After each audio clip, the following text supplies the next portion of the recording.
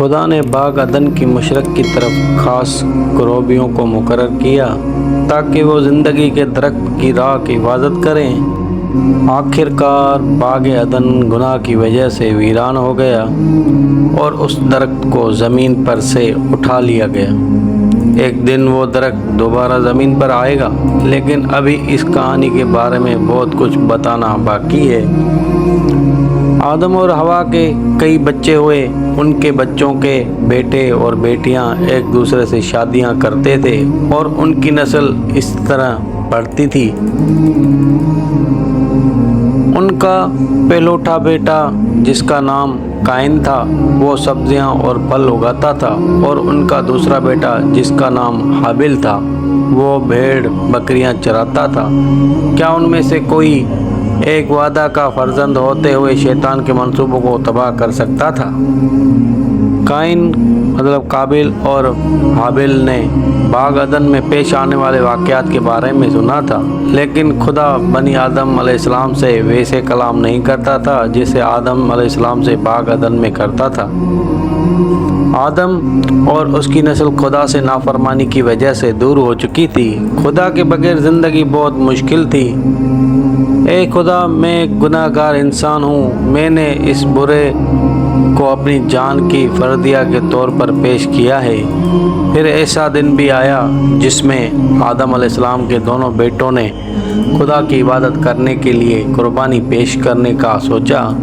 ان کے والد نے انہیں باغ عدن میں ذبح ہونے والے جانوروں کے بارے میں بتایا تھا۔ اس وجہ سے حابل نے ایمان رکھتے ہوئے جانوروں ذبح کر کے خدا کو پیش کیا۔ قائن نے قابل نے خدا کو بہترین قربانی پیش کی، لیکن وہ فدیہ کی قربانی نہیں تھی۔ قائن اس بات سے بے خبر رہا کہ اس کے گناہ نے خدا کو ناراض کیا ہے۔ اے میرے خدا، اس بہترین قربانی کو قبول فرما۔ کیا ان آدمیوں میں سے کوئی وعدہ کا نجات دہندہ ہوگا؟ نہیں قائن۔ خدا نے قائن کی قربانی کو رد کر دیا کیونکہ وہ خون کی قربانی نہیں تھی۔ خدا حابل کی قربانی سے خوش ہوا، اور جب اس نے جانور کے بہائے جانے والے خون کو دیکھا تو اسے معاف کر دیا۔ خدا نے قائن قابل سے کہا کہ اگر تو وہی کرے جو تجھے کرنا روا ہے تو میں تجھ سے بھی خوش ہوں گا۔ تو اپنے بھائی حابل پر حکمرانی کرتا اور وہ تیرا ماتحت ہوتا۔ کیا تم مجھ سے زیادہ بہتر ہو؟ میری سبزیاں اور پھل اس ذبح کیسے ہوئے؟ برے سے زیادہ قیمتی ہیں۔ کیا تم مجھ سے زیادہ خاص ہو؟ میرے بھائی، ابھی بھی تم خون کی قربانی پیش کر سکتے ہو۔ اب میں تیری بالکل بھی نہیں سنوں گا۔ اور ایک دوسرے میں لڑائی ہو گئی۔ حابل کی موت ہو گئی اور قابل اپنے گناہ کے سبب چھیننے لگا، لیکن قابل اپنے برے کام خداوند سے نہ چھپا سکا۔ خدا سب کچھ دیکھتا اور جانتا ہے۔ قابل، تیرا بھائی حابل کہاں ہے؟ میں نہیں جانتا۔ میں اپنے بھائی کو رکھوالی نہیں کرتا۔ تیرا بھائی کا خون ابھی تک زمین پر ہے۔ یہ مجھے تیرے برے اعمال دکھاتا ہے۔ خداوند سب کچھ جانتا ہے۔ وہ ہر ایک کو ہر وقت لکھتا ہے، دیکھتا ہے۔ کوئی بھی چیز اس سے پوشیدہ نہیں رہ سکتی۔ اس نے دیکھا کہ قابل نے حابل کے ساتھ کیا کیا۔ خداوند نے قابل پر لعنت بھیجی اور وہ جنگلوں میں اپنی بیوی کو لے کے بھاگ گیا۔ اس کے گناہ کے احساس نے اسے نہایت غم و تکلیف میں مبتلا کر دیا۔ قابل وعدے کا نجات دہندہ نہ بن سکا، بلکہ اس خود نجات کی ضرورت تھی۔ جب انسان پہلی بار تخلیق کیا گیا تو اب رشتہ داروں کے آپس میں شادیوں سے جو نقائص پیدا ہوتے ہیں وہ اس وقت سامنے نہیں آئے۔ بعد میں جب یہ ایک گلمگیر مسئلہ بن گیا گمبھیر، تو خداوند نے حکم دیا کہ قریبی رشتہ داروں کو آپس میں شادیاں نہیں کرنی چاہیے۔ خداوند کا وعدہ جو ایک نجات بخشنے والے بیٹے کے بارے میں تھا، اس کا کیا بنا؟ آدم علیہ السلام اور حوا کا ایک اور بیٹا تھا اور اسے شیش کہتے تھے۔ ان سے کئی اور بیٹے اور بیٹیاں بھی پیدا ہوئے تھے۔ خداوند نے مجھے ایک اور لڑکا بخشا ہے جو اس کی جگہ لے گا، جسے قائن نے مار دیا تھا، قابل نے مار دیا تھا۔ शीश का एक बेटा था और उसके बेटे का भी एक बेटा हुआ और बहुत से और बेटे भी पैदा हुए, लेकिन कोई भी गुनाह की लानत और मौत को ख़त्म करने के लिए अभी तक नहीं आया था। जल्द ही ज़मीन में बहुत से शहरों, गांवों और खेतों से भर गई। हर नई नस्ल के साथ जैसे ही लोग बढ़ते रहे, गुनाह भी बढ़ता रहा। लोग जिनसी गुनाह के मुर्तकब हुए और तशद्दुद पसंद थे। हर सोच गुनाहगार थी, कोई भी रास्तबाजी से ज़िंदगी बसर ना करता था। आदम ने एक गुनाह किया था, लेकिन अब लोगों ने बहुत से गुनाह किए थे। खुदावंद ने फरमाया, मैं ज़मीन पर इंसान को बनाकर मलूल हुआ, मैं ज़मीन पर हर जिंदा चीज़ को तबाह कर दूंगा। शैतान जो खुदावंद की बादशाहत से नफ़रत करता है, ये देखकर बहुत खुश होता है कि खुदावंद ने हर एक को मार दिया। अब तक 9 नस्लें 1400 साल गुजर चुकी थी और ज़मीन गुनाह से भरी थी। इंसान ने अपने साथी इंसानों को गुलाम बना लिया था।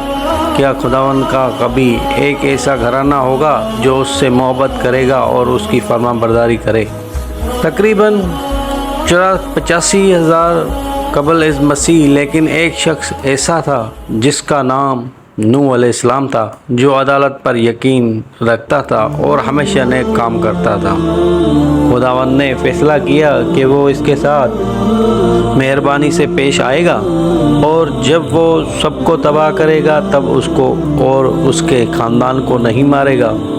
नूह अलैहिस्सलाम में तमाम रवे ज़मीन पर पानी का तूफ़ान भेजने वाला हूँ। हर सांस लेती शे मर जाएगी।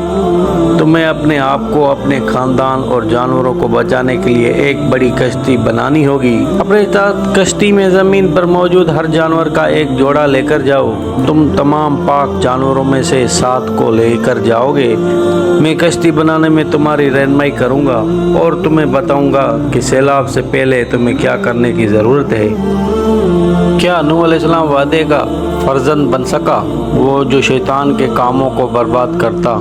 क्या वो खुदावंद की फरमाबरदारी करेगा या वो भी नाकाम हो जाएगा? खुदावंद ने नूह अलैहिस्सलाम को बताया कि कश्ती कितनी बड़ी होनी चाहिए ताकि वो ज़मीन पर हर सांस लेती मखलूक में से 2 को और उसके अलावा उनके खाने के लिए खुराक को भी संभाल सके। आने वाले सैलाब की तबाही से हर एक के ख़त्म होने का सोच को नूह बहुत उदास था। बस उसने अपना ज़्यादातर वक्त उनको खबरदार करने में गुजारा ताकि वो गुनाह से बाज आ जाएं। मैं तुम्हें एक और दफ़ा बता रहा हूँ, खुदावंद एक बड़े तूफ़ान से दुनिया को तबाह करने वाला है। तुम मेरा यकीन करो और मेरे साथ कश्ती पर आ जाओ। एक मोहब्बत करने वाला खुदावंद अपने बच्चों को क्यों तबाह करेगा? तुम बिल्कुल बेवकूफ़ बूढ़े हो। गुनाह की वजह से तुम्हें गुनाह से बाज आना चाहिए और अपने पड़ोसी से प्यार और इंसाफ से पेश आओ। 120 साल के बाद जब कश्ती मुकम्मल हो गई, खुदावंद ने तमाम ज़मीन पर से जानवरों को नूह के पास आने के लिए बुलाया। देखो, और ज़्यादा जानवर आ रहे हैं। वो सब अपनी मर्ज़ी से आ रहे हैं और कोई भी उनकी रहनुमाई नहीं कर रहा, ऐसे जैसे कि कोई उन्हें बुला रहा है। कुछ बहुत अजीब और गरीब दिखाई देते हैं। मुझे नहीं मालूम था कि इस तरह के जानवर भी मौजूद हैं। तुम्हारा क्या ख्याल है कि क्या नूह अलैहिस्सलाम खुदावंद के सैलाब भेजने के बारे में सही है? नहीं, तुम कहाँ से पूरी ज़मीन पर सैलाब के लिए इतना ज़्यादा पानी ला सकते हो? अब ज़्यादा जगह नहीं बची। ये आखिरी जानवर हैं जो आ रहे हैं। नूह अलैहिस्सलाम, अब वक्त आ गया है। कश्ती में अपने सारे ख़ानदान और जानवरों के साथ आ जाओ। जल्दी उन सब के लिए जिन्होंने गुनाह से बाज आने के लिए इनकार किया। निहायत देर हो जाएगी। खुदा ने कश्ती के दरवाजे बंद किए और 7 दिन तक कुछ ना हुआ। बेवकूफ़ों की तरफ देखो। खुश्क ज़मीन पर पानी से मीलों दूर उन्होंने अपने आप को इन सब जानवरों समेत बंद कर लिया है। शेर उन्हें अब खा चुके होंगे। वो तकरीबन 1 हफ्ते से वहाँ हैं। लेकिन 7वें दिन बारिश शुरू हो गई और ज़मीन की गहराई में जमा शुदा पानी सतह पर आया। میں نے اس طرح کی چیزیں پہلے کبھی نہیں دیکھیں۔ کیا تم سمجھتے ہو کہ دیوانے لوگ جو کشتی میں ہیں اس بات میں حق بجانب ہیں کہ خدا ہر ایک کو اس کے گناہ کے باعث مارنا چاہتا ہے؟ بے وقوف نہ بنو، خدا محبت ہے۔ یہ کس طرح ہو سکتا ہے کہ ایک آدمی ٹھیک ہو اور باقی تمام مذہبی رہنما غلط ہوں؟ اس وقت سے پہلے کبھی بارش نہ ہوئی تھی، موسم ہمیشہ خوشگوار رہتا تھا اور زمین سے قہر اٹھتی تھی تاکہ زمین کو سیراب کرے۔ کسی نے بھی اس سے پہلے نہ بارش دیکھی اور نہ سنی تھی۔ نوح علیہ السلام کے پاس یہ یقین کرنے کے لیے کوئی وجہ نہ تھی کہ بارش ہوگی سوائے اس کے کہ خداوند نے یہ کہا تھا۔ کئی لوگ خیال کرتے تھے کہ نوح علیہ السلام پاگل ہے جو کہ یہ سوچ رہا ہے کہ آسمان سے پانی برسے گا، لیکن نوح علیہ السلام نے اس کا یقین کیا جو خداوند نے کہا تھا۔ میں کافی بے وقوف ہوں، مجھے نوح علیہ السلام کی بات مان لینی چاہیے تھی۔ اے خدا میرے بچے کو بچا۔ جب تک لوگوں کو احساس ہوا کہ نوح علیہ السلام ٹھیک کہہ رہا تھا اس وقت تک بہت دیر ہو چکی تھی۔ 40 دن اور رات بارش ہوتی رہی جب تک کہ پانی نے ساری زمین کے تمام پہاڑوں کو ڈھانپ نہ لیا۔ ہر جاندار سانس لیتی مخلوق مر گئی سوائے ان کے جو کشتی میں نوح علیہ السلام کے ساتھ تھے۔ اس سے پہلے کہ وہ کشتی چھوڑتے 1 سال سے زیادہ کا عرصہ گزر چکا تھا۔ میں خوش ہوں گا جب پانی اترے گا اور پھر ہم یہ کشتی چھوڑ سکتے ہیں۔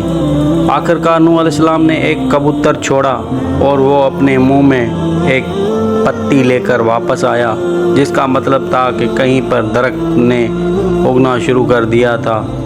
بعد میں اس نے دوبارہ اسے آزاد کیا اور اس بار وہ واپس نہ آیا، جس کا مطلب تھا کہ اسے رہنے کے لیے ایک مناسب جگہ مل گئی تھی۔ کافی عرصہ کے بعد کشتی ایک پہاڑ کی چوٹی پر جا کر ٹھہر گئی جو کہ ارارات کہلاتا تھا۔ سب ایک نئی زمین پر اترے، ایک ایسی زمین جو گناہ کے بغیر تھی۔ نوح علیہ السلام نے ایک مذبح بنایا اور خداوند کو جانور کی قربانی پیش کی۔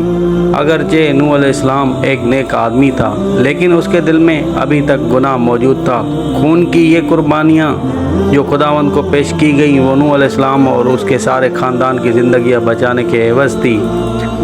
جانور ان 8 لوگوں کو ظاہر کرتے تھے جنہیں سیلاب میں مر جانا چاہیے تھا، لیکن وہ خدا کے فضل سے بچائے گئے۔ یہ بالکل اسی طرح سے تھا جیسا کہ خداوند نے باغ عدن میں کیا تھا جب اس نے جانوروں کو مار کر آدم اور حوا کے لیے لباس بنائے۔ میں تمہیں یادگاری کے طور پر آسمان میں ایک قوس قزح دوں گا کہ میں دوبارہ کبھی زمین کو پانی سے تباہ نہ کروں گا۔ تم بہت سے بچے پیدا کرو، پھلو پھولو اور ساری زمین کو دوبارہ معمور کرو۔ میں جانور بناؤں گا جو انسان سے ڈریں گے۔ تم ہر وہ مخلوق کھا سکتے ہو جو زندہ اور زمین پر رینگتی ہے، بالکل اسی طرح جیسے کہ تم سبزیاں اور جڑی بوٹیاں کھاتے ہو، لیکن تم کسی جانور کو خون نہ پینا، کسی انسان کو جان سے نہ مارنا۔ اگر کوئی کسی کو قتل کرنے کا ذمہ وار ٹھہرا تو وہ بھی دوسرے انسانوں سے مارا جائے گا۔ اگر کوئی شخص کسی دوسرے شخص کا خون بہائے تو دوسرے لوگوں کو اس کے گناہ کی قیمت کے طور پر اس کا خون بھی بہانا چاہیے، کیونکہ خون میں زندگی ہے۔ نوح علیہ السلام کسان بنا اور انگور کے درخت لگائے۔ نئی دنیا صرف 4 خاندانوں کے ساتھ تنہا تھی، لیکن جلدی اس کے بیٹوں کے اپنے بچے پیدا ہوئے۔ نوح علیہ السلام نے دریافت کیا کہ پھل کو ایک برتن میں رکھنے اور اسے کچھ ہفتوں تک چھوڑ دینے سے ایک نشہ آور مشروب تیار ہو جاتا ہے، جس نے اسے مضحکہ خیز بننے پر مجبور کیا۔ نوح علیہ السلام کو وہ مشروب اتنا زیادہ پسند تھا کہ بعض اوقات وہ اس کی وجہ سے اپنے کام نہ کر سکتا تھا۔ وہ نشے میں دھت کر گر جاتا، اس وجہ سے اس سے ایسی حرکتیں سرزد ہو جاتی جو خداوند کو ناپسند تھیں۔ ایک دن نوح علیہ السلام اس قدر نشے میں تھا کہ اس نے اپنے آپ کو برہنہ کر لیا اور اپنے حواس میں نہ رہا۔ اس کے بیٹے حام نے اپنے باپ کی برہنگی پر نگاہ اور اسے دیکھ کر خوش ہوا۔ اس نے اپنے بھائیوں کو مضحکہ خیز انداز میں وہ سب کچھ بتایا جو اس نے دیکھا تھا۔ جب نوح علیہ السلام جاگا اس کے بیٹوں نے اسے بتایا کہ حام نے کیا کیا تھا۔ تیرا بیٹا کنعان اور اس کی نسل تیرے بھائی سمے کی نسل کے غلام ہوں گے۔ کئی سالوں بعد یہ پیشن گوئی پوری ہوئی، کنعانیوں نے فلسطین پر قبضہ کیا اور آخرکار یہودیوں کے غلام بنے۔ نوح علیہ السلام اور اس کے خاندان نے خداوند کے فضل سے برکت پائی۔ خدا نے ان 8 لوگوں کے علاوہ باقی سب کو مار دیا تھا۔ کچھ عرصے بعد یافت مغرب اور شمال کی طرف رہنے اور پھیلنے پھولنے کے لیے چلا گیا۔ سمے مشرق کی طرف آیا اور ایشیا میں آباد ہوا۔ ہم جنوب کی طرف گیا اور افریقہ اور جنوبی ایشیا میں آباد ہوا۔ اس کے بیٹے کی نسل کنعانی اور وہ مقام جو آج فلسطین کہلاتا ہے میں آباد ہوئی۔ پس دنیا پھر سے آباد ہوئی۔ نوح علیہ السلام کے بیٹے ہم کا ایک بیٹا ہوا جس کا نام کوش تھا، اور پھر کوش کا ایک بیٹا ہوا جس کا نام نمرود تھا۔ نمرود بڑا ہو کر ایک طاقتور شکاری بنا اور تمام روئے زمین پر نامور ہوا۔ اس نے خدا کی فرمانبرداری سے انکار کیا اور اپنا ایک جھوٹا مذہب شروع کیا جس کا نام بابل تھا۔ بابل کے لوگ زمین پر پھیلنا اور آباد ہونا نہ چاہتے تھے جیسا کہ خداوند نے حکم دیا تھا، اس لیے وہ اکٹھے ہوئے اور اپنی عبادت کے مرکز کے طور پر ایک بڑا اور اونچا مینار تعمیر کیا۔ لیکن جس کی وہ عبادت کرتے رہے وہ ان کا خالق نہ تھا۔ شیطان نے انہیں لکڑی، پتھر اور دھات سے بنے ہوئے دیوتا بنانے کے لیے ابھارا۔ خداوند زمین پر ان کے بکھرنے کے انکار سے ناراض تھا، بس ان میں ان کے درمیان مختلف زبانیں بولنے کو بھیجیں۔ مزدور ایک دوسرے کی زبان نہ سمجھ سکے، اس لیے وہ اپنا کام جاری نہ رکھ سکے۔ ہر زبان کا گروہ مختلف سمت میں چلا گیا۔ کچھ لوگ زمین پر دور دراز علاقوں میں چلے گئے، کچھ دور دراز کے جزیروں پر کشتیوں کے ذریعے پہنچے، کچھ شمال میں گئے جہاں سردی تھی اور کچھ صحراؤں میں گئے جہاں گرمی تھی، اور اس طرح خداوند کا زمین کو پھر سے آباد کرنے کا حکم پورا ہوا۔ جیسے ہی زمین لوگوں سے بھر گئی تو گناہ بھی دوبارہ بڑھا۔ لوگ بتوں کے سامنے جھکے اور زندہ خدا کو بھول گئے۔